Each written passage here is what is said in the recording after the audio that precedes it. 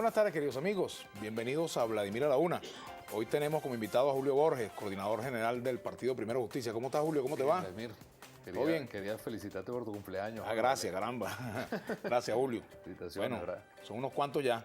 Y además el día del locutor hoy También. y el día del juez. Yo no soy juez, pero soy locutor. Bueno, hago locución, hago periodismo, estamos emparentados. Saludos a todos los locutores y a todos los jueces, ¿no? Por Así supuesto. es. No, muchas gracias. Muy contento de estar acá contigo, ¿verdad? Gracias, Julio. De verdad, gracias por venir al programa y por la felicitación.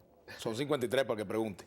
Bueno, mira, Julio, vamos a comenzar a hablar un poco del tema de los poderes, la renovación de los poderes públicos, las expectativas que habían antes de que arrancara el proceso y las expectativas que hay ahora que estamos en medio del proceso y quizás en algunos casos en las postrimerías, pues ya de la selección de los integrantes, en el caso del Consejo Nacional Electoral, TSJ y con menos prisa quizás Defensoría del Pueblo, Fiscalía General de la República y Contraloría General de la República. Sí, bueno, yo creo que desde el punto de vista político, Vladimir, este era el gran tema del 2014, desde el punto de vista político como oportunidad.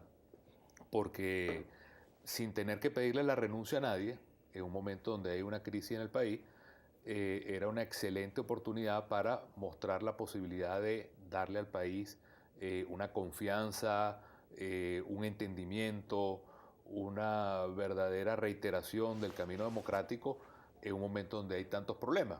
Entonces, esto tiene su historia. Cuando hubo la presencia de los cancilleres del UNASUR aquí en Venezuela, una de las cosas que se estaba buscando como compromiso era que la renovación de los poderes fuera un proceso abierto, un proceso en el cual el país entero participara y que se pusiera como meta la elección de esos poderes en la Asamblea Nacional.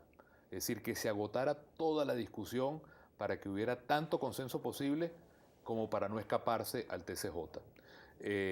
Yo creo que esa era la gran oportunidad de materializar un diálogo concreto, ¿no? Hoy por hoy, te puedo decir como diputado de la Asamblea Nacional, que no ha habido ese espacio, ni formal ni informalmente. Desde el punto de vista de la unidad que representa a todos los partidos, a estas alturas no ha habido la posibilidad de tener una conversación seria, pública, transparente, de ver cómo se puede lograr eso y estamos apenas a pocos días que se logre o que se dé la fecha para esos nombramientos. En el caso del CNE, que es un tema que es el que más nos preocupa a todos, son 3 cargos y la fórmula lógica hubiese sido que se hubiera podido buscar un rector que pudiera ser el nuevo presidente del CNE o presidenta del CNE que recogiera un consenso nacional de todo el mundo y que después tú pudieras tener rectores que pudieran ser de alguna manera postulados por gobierno y oposición y se hubiera logrado cambiar radicalmente la dinámica del CNE. Eso era la apuesta nuestra. Hoy por hoy tenemos la información que se vuelve a postular Tibisay y Sandra Oblita y eso al final no creo que para el país sea una renovación. Luego, en el caso del Tribunal Supremo de Justicia, tampoco hay claridad sobre cómo va a ser ese proceso. No ha habido, más allá de lo que significa la parte pública de si alguien se postula o no, cómo va a ser ese proceso al final. Y después vienen 3 poderes que son fundamentales, la Fiscalía, la Defensoría del Pueblo y la Contraloría. Vimos que se vuelve a postular de nuevo Luis Ortega Díaz y los otros nombres también están totalmente en signo de interrogación.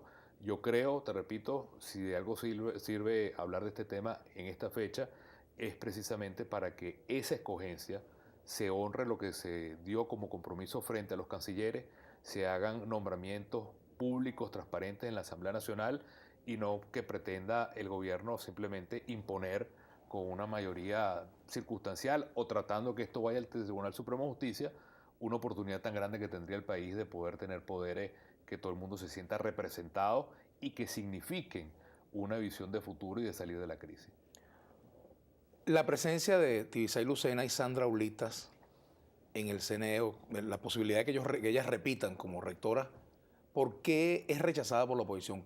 ¿Cuáles son las características que ellas tienen que no pudieran tener otros rectores que vengan incluso también propuestos por el oficialismo, si es el caso? Bueno, porque al final, como dicen, la esposa del César no solo tiene que ser honesta, sino parecerlo.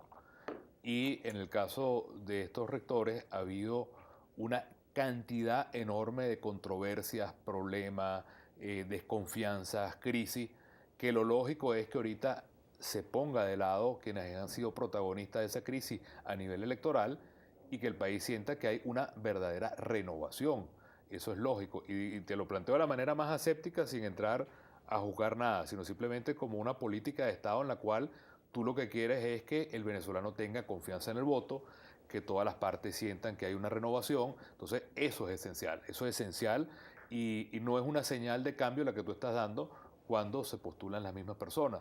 De manera que yo creo que desde el punto de vista de lo que se le quiere transmitir al país o se le debe transmitir al país ahorita, no es ninguna señal buena, por el contrario creo que es la peor señal y nos obliga a nosotros a plantearle a nuestros votantes el hecho de que nosotros tenemos que ir a las elecciones a saltar cualquier obstáculo y más allá de cualquier ventajismo o todo lo que ha sido el tema de los obstáculos que hemos vivido en estos años, llamar a la gente a que se pronuncie a través del voto, pero no es lo normal en un país que se tenga que hacer las cosas de esa manera. Julio, ese tema, por supuesto que era parte de una aspiración de retomar el diálogo, era quizás parte del diálogo. Eso no se Era para mí la materialización.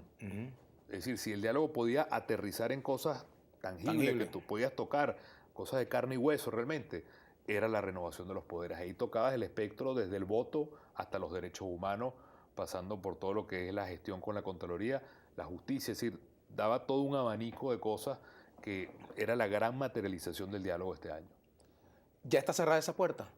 Bueno. ¿No hay en esas listas de candidatos al Consejo Nacional Electoral nombres que la oposición pueda respaldar, por ejemplo, que pudieran ser parte de ese consenso? ¿Ustedes han revisado detalladamente los nombres, los postulados?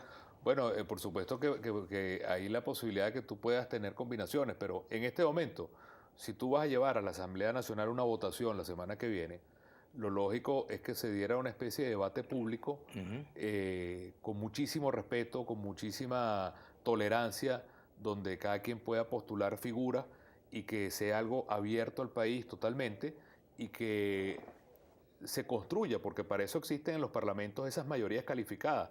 Tú construyes un consenso y después eso se lleva a la votación y eso te obliga a algo que es lo más sano en una democracia, es que te tengas que sentar a hablar con el otro para tratar de construir un acuerdo. ¿Ustedes han intentado hablar, por ejemplo, en la Asamblea Nacional con el oficialismo? ¿Han tenido contactos oficiales? A través de la Mesa de la Unidad, porque al final nosotros todo esto lo manejamos a través de la Mesa de la Unidad, se ha mandado el mensaje que la Mesa de la Unidad quisiera, a través de su representante en la Asamblea, su jefe de fracción o los jefes de los partidos políticos, tener una conversación seria sobre estos temas en la Asamblea Nacional y se está esperando a que eso sea respondido y que pueda haber ese diálogo en función del país que está esperando esos cambios. Obviamente no ha habido respuesta hasta ahora, pero es lo que toca, es el deber que tiene la Mesa de la Unidad y es lo que se está haciendo para que pueda el país entender, como todos nosotros, viendo esto como una caja negra, abrir eso y que el país vea cuál va a ser el destino final de unas instituciones tan importantes para Venezuela. Tenemos que hacer una pausa. Al retorno sobre el mismo tema, Julio, ¿hay posibilidades de que el gobierno se entienda con una parte de la oposición? Ya venimos, con Julio Borges.